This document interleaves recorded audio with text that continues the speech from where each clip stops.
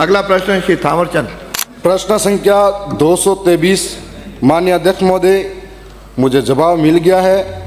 मंत्री जी के उत्तर में स्वयं स्वीकार किया गया है कि प्रधानाचार्य के 5,445, व्याख्याता के 20,951, वरिष्ठ अध्यापक के 34,332 तथा अध्यापक लेवल सेकंड के 8,743, अध्यापक लेवल प्रथम के 7,706 अर्थात कुल मिलाकर 86,369 से अधिक शिक्षक पद खाली हैं, जबकि भर्ती प्रक्रिया मात्र 17,075 पदों की बताई गई है। तो मंत्री जी यह स्पष्ट करें कि शेष लगभग 70,000 के आसपास रिक्त पदों को भरने के लिए सरकार की क्या ठोस योजना है? क्या इनके लिए कोई निश्चित समय सीमा तय की गई है या सरकार ने इन पदों को लंबे समय तक खाली रखने का निर्णय लिया गया है? माननीय मंत्री जी। माननीय अध्यक्ष महोदय, मैं आपको ये माध्यम से माननीय सदस्य को जानकारी देना चाहता हूं कि गत सरकार ने 6,264 प्राथमिक, उच्च प्राथमिक और माध्यमिक विद्यालयों को और उच्च माध्यमिक विद्यालयों को क्रमोन्नत किया, लेकिन एक भी पद सृजित नहीं किया। और इसी प्रकार से जो अंग्रेजी विद्यालय, जिनको महात्मा गांधी विद्यालय कहते हैं, उनमें भी उनको भी क्रमोन्नत किया, एक भी पद सृजित नहीं किया। यानी लगभग 50,000 पद ऐसे हैं जो सृजित नहीं किए। यदि एक विद्यार्थी को, एक अध्यापक के 30 बच्चे भी जिम्मे मानते हैं, तो इन्होंने काफ़ी हजारों लाखों बच्चों का भविष्य अंधकार में किया। यानी वो कक्षा में तो बिठा दिए, लेकिन उनको पढ़ाने वाला कोई नहीं था। ये कांग्रेस ने जबरदस्त अत्याचार और बच्चों के साथ किया है, उसके कारण से उनकी शिक्षा अंधकार में हो गई है।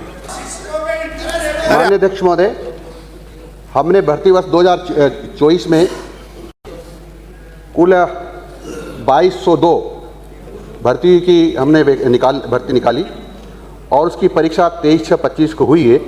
वर्तमान में सभी विषयों की परीक्षा परिणाम जारी हो गए हैं और शीघ्र ही इनका दस्तावेज का सत्यापन चल रहा है, ये हमको मिलने वाले हैं।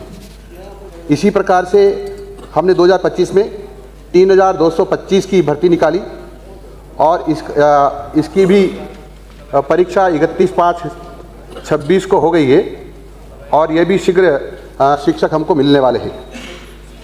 इसी प्रकार से और भी ग्रेड के हैं। वरिष्ठ अध्यापक की बात करूं तो 2024 में 2,129 की निकाली, 2025 में 6,500 की निकाली और इसी प्रकार से ये सभी भर्तियां प्रक्रियाधीन हैं। इनकी परीक्षा की दिनांक बताऊं तो मैं वरिष्ठ अध्यापकों की परीक्षा थी 7/9/2025 को और 12/9/2025 को। तो ये लगातार हम भर रहे हैं और अभी तक हम 72,000 पदों को भर पाए हैं, क्योंकि कुछ प्रमोशन से भरे हमने और कुछ सीधी भर्ती से भरे हैं। तो लगातार हम पद भर रहे हैं, लेकिन कांग्रेस ने पदों को नहीं भरा। इसके कारण से हमारे बच्चों की शिक्षा बाधित हुई और कई जो मेरिट में आ सकते थे वो बच्चे मेरिट में आने से रह गए, जो पास होने से हो सकते थे पास होने से रह गए। यानी उनका जीवन अंधकार में इस कांग्रेस ने कर दिया है। पहले प्रश्न का जवाब प्रदेश के नौजवान युवा देख रहे हैं। 70,000 पद खाली है, उसको कब भरेंगे, इसकी बात। दूसरा पूरक प्रश्न पूछना चाह रहा हूं आपके संरक्षण के माध्यम से।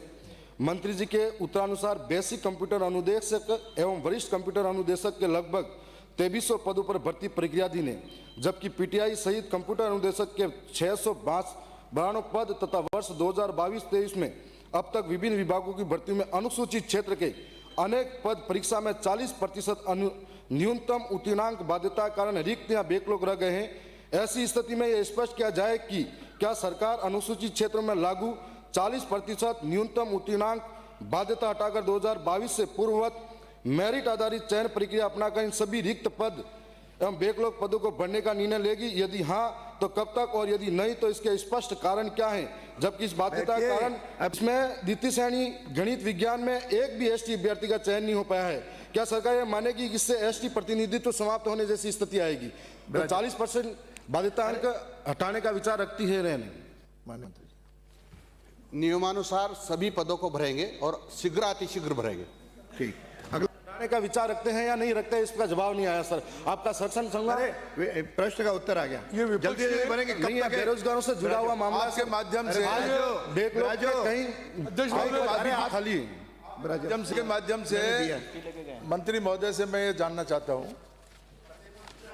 कि मेरी सभी पे भाजपा ने अपने संकल्प पत्र में क्या ये वादा किया था कि हम 1 वर्ष में शिक्षा विभाग की सभी रिक्तियों को भरेंगे? क्या आपने वादा किया था? एक बार यदि हाँ तो ये वादा आप कब तक पूरा करेंगे? और दूसरा मेरा सवाल आपसे ये है, शिक्षा विभाग में एसटी एससी का जो बैकलॉग पड़ा हुआ बहुत भारी, आप इसको भरने का इरादा रखते हैं? हाँ या ना में जवाब दो आप। ब्राज- माननीय अध्यक्ष महोदय, भारतीय जनता पार्टी की सरकार हमेशा अनुसूचित जाति, जनजाति, अन्य पिछड़ा वर्ग, इन सब के हितार्थ लगातार काम करती रहती है और हम इनकी समय समय पर गणना करके उनको भरते रहते हैं। अभी भी यदि कोई इस प्रकार के पद बैकलॉग होगा तो आने वाली भर्तियों में इसको समायोजित करके भरने का प्रयास करेंगे।